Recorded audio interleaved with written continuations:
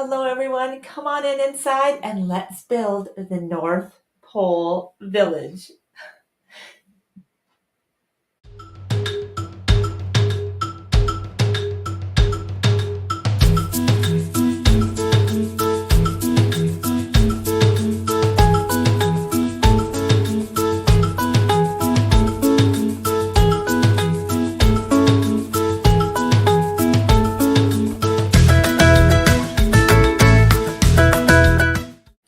Hello everyone and welcome. My name is Jennifer Long from Sew a Story. I'm an early childhood educator turned Riley Blake fabric designer. And today we are going to be combining week 3 and week 4 together. So there'll be one video for week 3 and 4, but you'll have 2 weeks to sort of work through all the blocks. So we are going to build the North Pole Village houses together today. We are going to talk about how to get that pocket in there, what you need to do for your special options, and there's the snow on the top of the roof, and we're going to talk about all of that cuteness. Look how the pocket is inside the seams. Yes.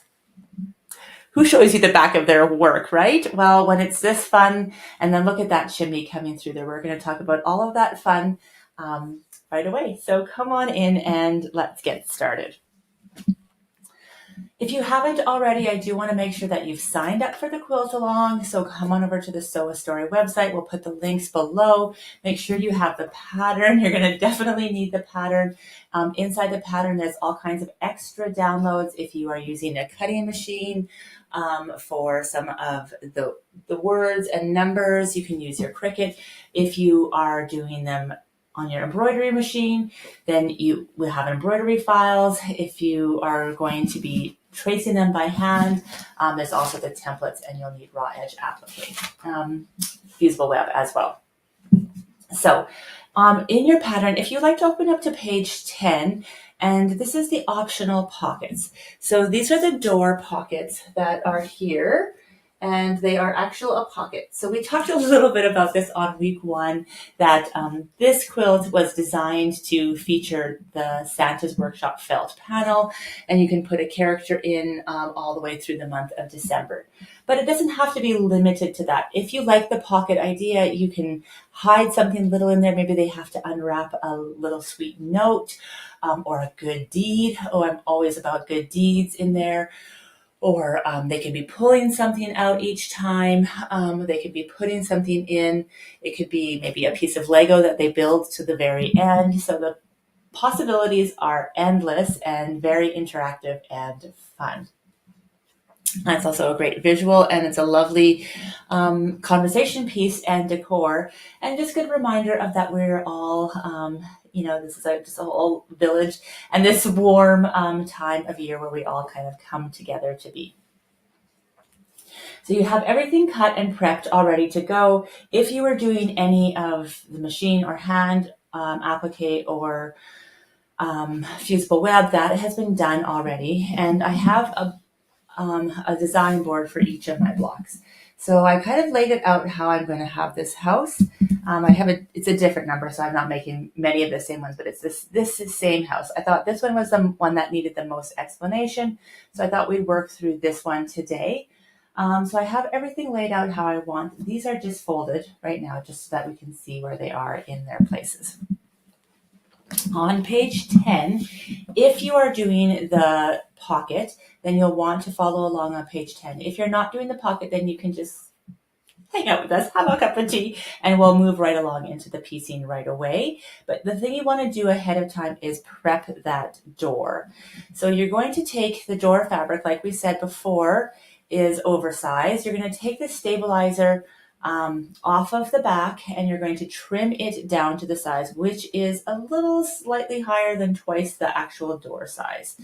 Then you're going to fold it in half, just like this. And I'm just going to pretend that I trimmed it here because I'm going to use this for another option here for teaching. So I'm just going to keep it like this, but you can say that I trimmed it, but it's folded at the top. I am going to piece it in line. So I'm going to baste it in line on this pocket, just slightly lower.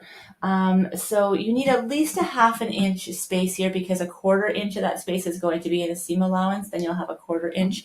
If you get too far down, then you're kind of losing a lot of that space, but you can go further down if you want to. But at least a 1/2 inch of space at the top. And then it's your fold, and you'll just take your machine and do an 1/8 of an inch stitch along each side. And that's how you prep your doors. So your doors will be prepped. This piece in here as well, you're going to fussy cut it to the right size. So this one is H. So H is 4 by 7.5. So obviously 7.5 is a wider way and 4 is tall. So I'm going to fussy cut it with my ruler, and then I'm just going to piece it together as any block would. I'm going to move that over and kind of come into over here. So as you can see on this one here, I've already pieced that block together. The door has that 1/4 inch seam allowance in there. You can see what the back looks like. I've pressed the seams in one direction, and I'm getting ready to put the next pieces on, and that's the bottom piece. So pretty straightforward, except for that pocket, but you've got the pocket. The second part is that roof. So we've got the snow on top of the roof there, and then it's just a sew and flip technique. So this one is a sew and flip technique, and so you're just going to pull it back, and it's going to look like this. This piece is your chimney. The chimney is on the lower part, and then you have your snow there, but you're going to do the exact same way. The sew and flip line is right here, drawn it on there. When you flip it back, look what happens to your chimney is it ends up coming straight up like that. Isn't that amazing? It's like magic. So it ends up looking like this piece. I have all my step outs. So there's my snow and the roof. Here's my sew and flip. Here is the other chimney. And then we are going to take this part. So this is the part that we've just sewn here, but like I said, I was doing multiple houses at the same time. This is called the bookshop. Here's the door. Here's the chimney. And you can see that if we match them together, I think I'm going to take another design board. So just one second.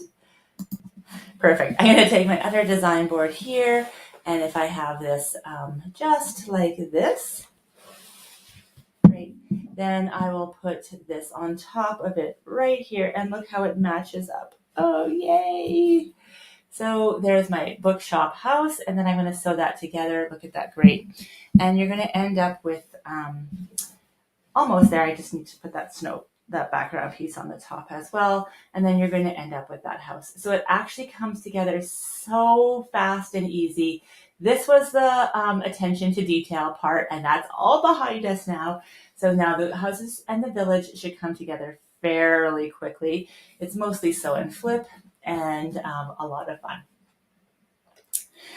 There are 5 different houses. I wanted to talk about that. So following that page 10, starting on page 11, there's a house block A, B, C, D, and E. And then they are moved around inside of the quilt. So there's like block A here, and then A here, and then A here, A here, and A here. So you make the same house in different colors and different fabrics, but it's positioned in a different spot throughout the quilt so that it looks like your village is just really, really full. So there's 5 different houses in total, but they all use the same technique. Some of them are as easy as this one here, where it's just straight sewing. So lots of fun in this, and they'll go together really quickly. This was the most complex house, and it was fairly easy, right? It just has this chimney that's sew and flip that I wanted to show you. So you've got this. You've got 2 weeks to sew these houses together, and when we come back, we're going to be working on the North Pole words. So we're going to just use our sew and flip technique to get those North Pole words together.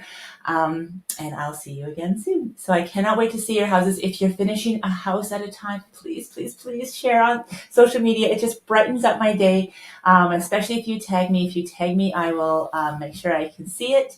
And I'm so happy to share. Please come into the Facebook group and share as well. Okay.